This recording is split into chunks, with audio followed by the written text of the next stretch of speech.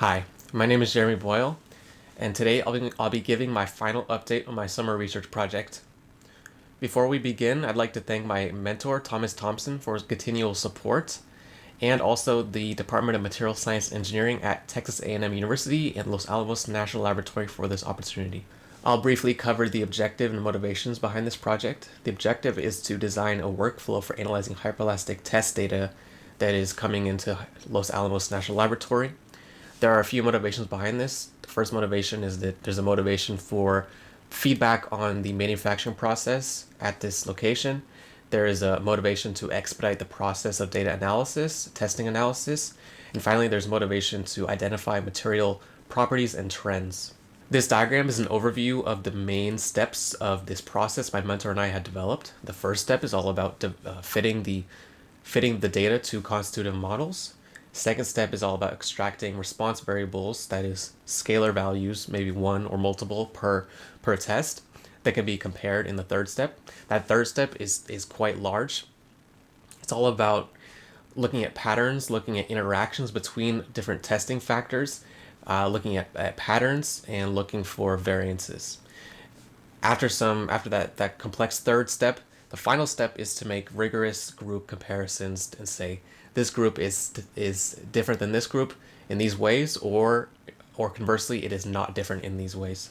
This slide here is a series of equations that are used in the least squares fitting curve modeling process. One of our inputs is our principal stretch ratios, which you can think of as stretch in the x, y, and z direction. In our case, we have measured one of these, and we're assuming the others are following the relationships that are on the slide. Stretch ratio is the ratio of the deformed length to the original length. Now, those are all inputs to the invariants, which are themselves inputs to the strain energy density function, the long equation that's underlined.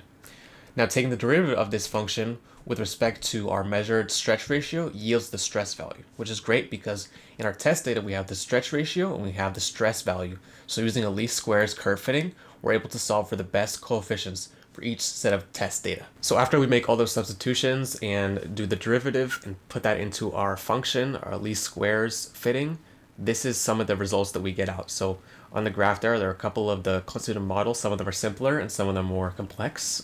One of the more complex ones we use is the final one here, the 5-term parameter there. So that line in magenta is what that looks like as it's fitted to a piece of tension data.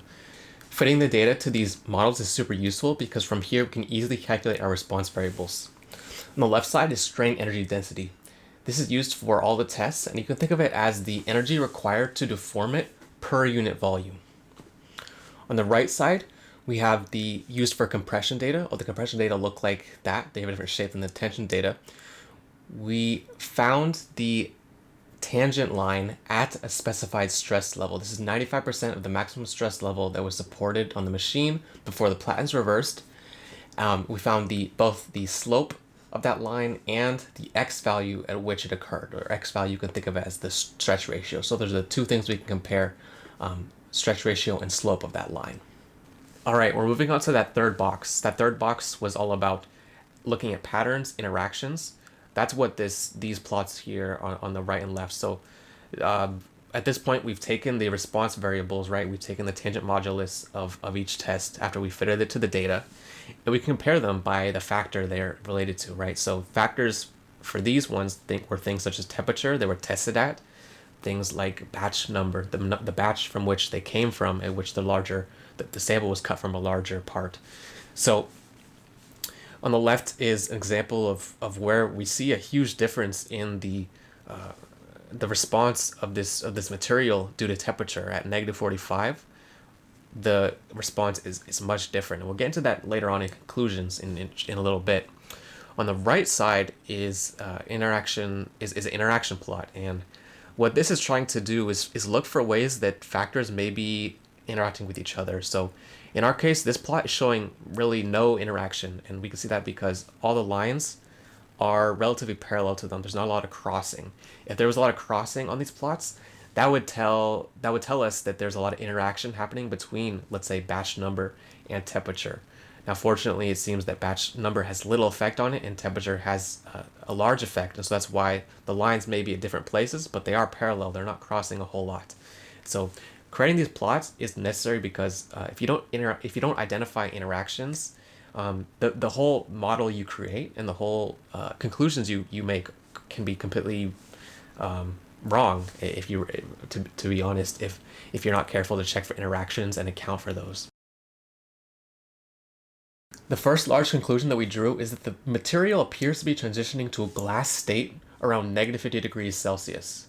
The plot on the right demonstrates the different regimes that elastomeric polymers can exist in, and we believe we're in a glass state because in the range of -45 to -50 degrees Celsius, the material is experiencing significant stiffening and is no longer fitting the hyperelastic constitutive models. I'm going to use the word stiffening and stiffness a lot in the next section, and I'm going to define it right now. I'm defining stiffness as the slope of the stress strain curve at any given point, since for our material, the slope is not constant. This slide has two plots that support our prediction of glass state transition. On the right is individual test data sorted by temperature, and on the left is a by temperature comparison of the stretch ratio when it reached its 95% stress level. From these plots, we notice that the -50 degrees and -45 degree reach the maximum stress level quicker. That is, they strain much less than the others. The plot on the left compares it purely quantitatively. This pattern shows a significant higher stiffness at these extreme low temperatures, and high stiffness is a feature of glass-like materials. This slide has a lot of the same plots as the previous slide, except that the data is now from tension tests, and the response variable is now strain energy density.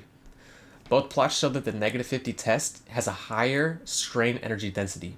That means that's the area under the curve, and it's also equivalent to the energy needed to deform this material per unit volume. This is more support of glass-like behavior because glass requires more energy to deform than rubber materials. In other words, the material at these extreme temperatures is beginning to behave more like a glass than a rubber. Another major observation was the finding of consistent inflection points in the tension test data. We see from this example that the stiffness is decreasing in the first part of the test to a point of minimum stiffness, and then from there it consistently increases. The point at which it transitions from decreasing to increasing is the inflection point. We were intrigued by these inflection points and thought they may be connected to the mechanics of the molecules inside of the hyperelastic material. Hyperelastic materials are a series of long molecular chains that are tangled together under static conditions. As stress is applied, those chains untangle and straighten out. Our hypothesis is that we see this inflection point because we're seeing the effects of the untangling in the first section of the test with the decreasing stiffness. And then once the majority of these chains are unraveled and straightened, the stiffness is increasing as the force is applied directly to the bonds in the chains rather than going towards untangling them. In the initial overview, I had a 4-step process, and the final step of that process was rigorous group comparisons and conclusions. For obvious reasons, the conclusions drawn about a dataset are dependent on that individual dataset, so I'm just commenting on the dataset that was provided to me.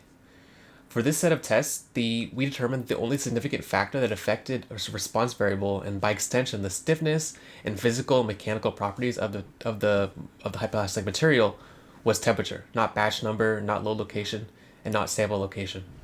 Finally, I'll talk about how this work is helping future test data analysis. Firstly, the process could be modified to have any number of different response variables, where you're not just stuck with strain energy density and tangent modulus. For example, with different testing configurations to collect stress over time data, I could compare relaxation modulus, which is a metric of where a material lies on the spectrum between completely viscous and completely elastic. And I can compare that between temperature or batches. Also, this analysis allows us to create recommendations for future material tests so that they can achieve specific confidence intervals given a desired level of factors and levels of those factors, enabling more powerful analysis and stronger conclusions. Thank you for listening. I want to thank specifically my mentor again, Thomas Thompson, and Texas A&M Department of Material Science for this opportunity. It's been a great experience.